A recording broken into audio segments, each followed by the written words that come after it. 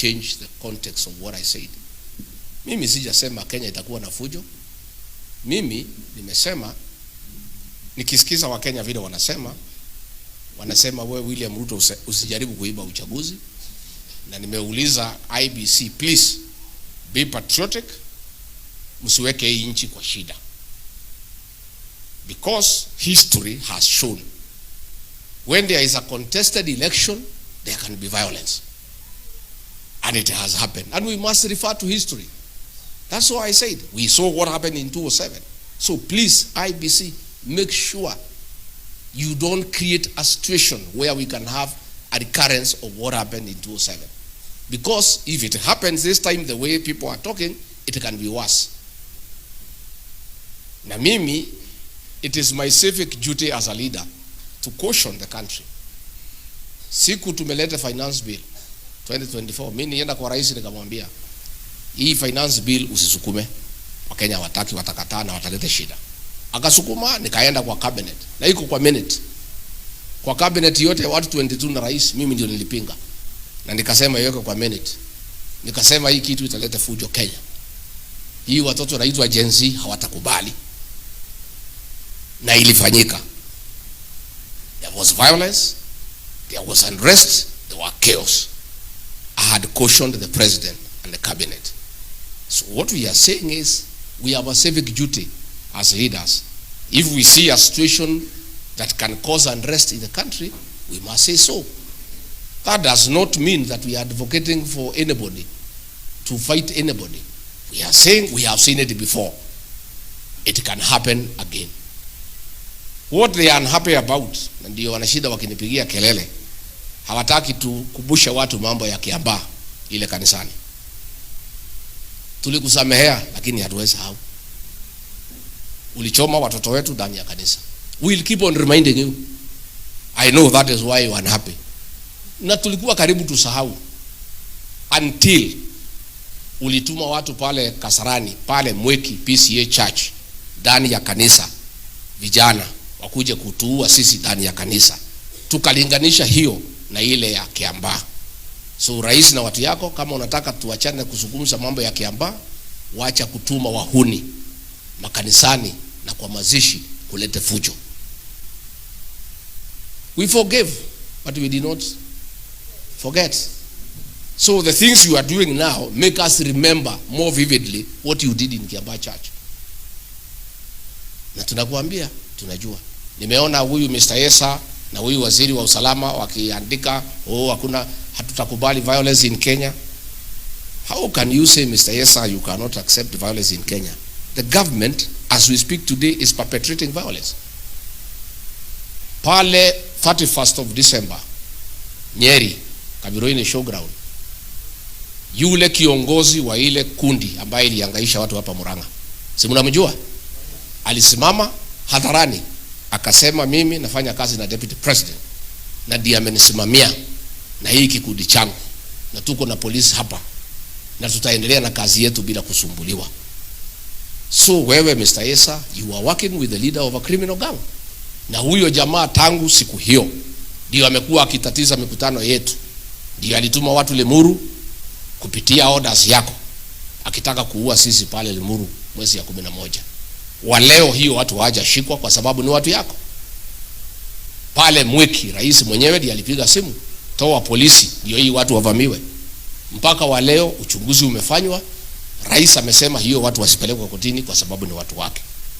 So Mr. Esa, wewe, I want to remind you that when the Gen Zs were killed, you are the Minister for Interior. You supervised, you directed and executed the killing of young people.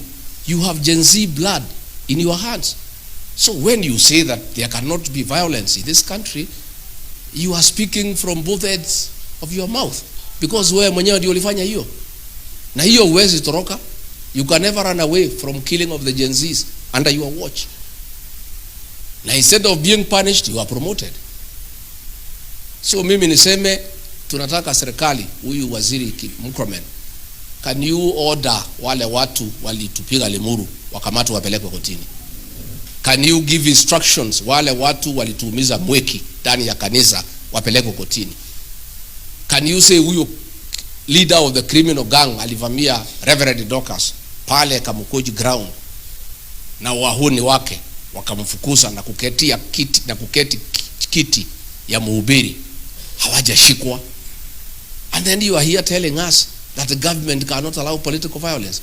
Yet today there is political violence sponsored by government. Na hii watu yote hakuna mtu anashikwa kwa sababu ni watu wenu. So sisi, we are peaceful people. Rigathi Gachagua is the most peaceful leader in this country. When mulinitoa kwa kiti nilipewa na raia, watu wangu millions of supporters walitaka toka barabara walete fujo. Nikawaongelesha, nikawaambia msitoe fujo, mkikasirika mtu afanye nini? Si ndio tulifanya? If I was an irresponsible leader, ningewachilia supporters yangu watoke. Can you imagine kama ni Raila Odinga alitolewa kwa kiti, ingekuwa namna gani? Kama ni Ruto angetolewa kwa kiti, ingekuwa namna gani? But I am a responsible leader myself. I am a very peaceful man. I am a Christian. And I told my supporters, bitter as you are, please, violence begets violence. We cannot go into violence. Please go home and sing. And they started singing, and they are still singing. Sisi, we don't want any change through violence. We don't want change through unconstitutional means. We are determined to make Ruto a one-term president constitutionally through the ballot. Yeah? Ile sisi tu tunauliza ni uchaguzi ukuwe ya huru na that's all. And Mr. President, why people are concerned that this election will not be free and fair is that yule chairman umeweka IBC is a friend and a colleague of Josephat Nanok, who is your deputy chief of staff. So people are concerned that IBC will be run from State House. That chairman, if he is somebody who loves this country, to clear this doubt so that people can know we can have a credible election, angewachana na hiyo kazi, kuchukuliwe mtu mwingine. Because it's difficult to convince the people of Kenya ya kwamba a close official who worked with the Nanok, who is now your deputy chief of staff, can pretend over a credible election. Those are the concerns. Na sisi tutaendelea kuambia watu ukweli. So we want to ask the people of Kenya to remain peaceful. Tunataka watu wajiandikishe kura. Huyu Ruto tutamtoa kupitia njia ya kikatiba ya kupiga kura. Na kura tuko nazo na zitakuwa mingi. Ile tunataka kuuliza ni kuwe na level playing field. IBC pange kazi vizuri, waachie wa Kenya waende wapige kura, and there will be no problem. So wasipanic. Why they are panicking is because they had thought they can rig. Sasa ndio wanarukaruka kila pahali, oh nini. So please, before you can tell us about violence that can come later, can you deal with the current political violence against Rigathi Gachagua, his family, his allies, and the people of Mount Kenya? Juzi tumekuwa pale tukifungua chama, mumetuma watu kuharibu.